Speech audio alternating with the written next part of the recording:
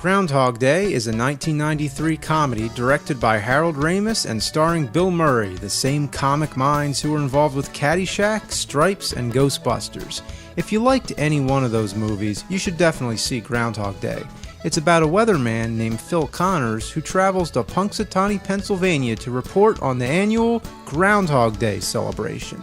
He's not too excited about it.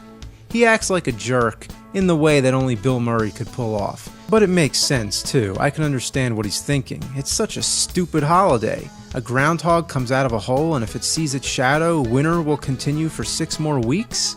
What if you see your shadow before the groundhog does? What if there's a cloud passing? Or what if the groundhog doesn't come out of the hole? What if it's dead? Why didn't my video wait till Groundhog Day? Because who cares? That's the beauty, that the filmmakers picked such a random day. There's enough Christmas movies out there, you know? After a snowstorm, Phil has to stay in town for an extra day. He wakes up the next morning to find that it's Groundhog Day again. He's living the same day on repeat in an endless loop, and only he's affected by it. Nobody else is aware. At first he's confused, then he goes nuts. Everyone at some time feels like they're stuck in the same place, and every day is the same. In the movie, it's literal, but in real life, it could be something like a job where you do the same thing over and over.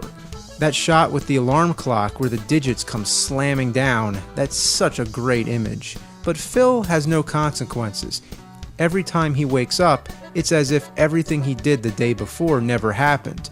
So he starts doing some pretty desperate things and kills himself in many different ways. But there's no escaping having to live the same day infinitely.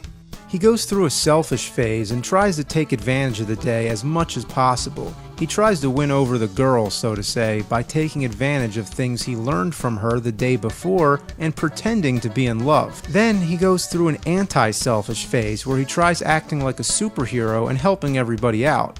Now, just for the sake of creative thinking, we assume everyone's memories are wiped clean in the morning, but I can't help but feel every day creates an alternate timeline where everyone around Phil is living in the consequences that he created. Just an idea. I've also wondered what would happen if he didn't go to bed. Would everything just stop and reset? But it doesn't matter. It never explains why this is happening. It's not science fiction. There's no time machine, no magic portal, no evil curse. It doesn't matter. It's all about what's going on with the character, all the different moods he goes through, the decisions he makes, and how he changes.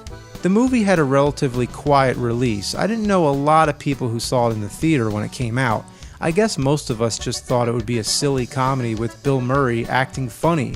But it's so much more. If you haven't seen it, give it a watch. It's really one of the great comedies that goes above and beyond.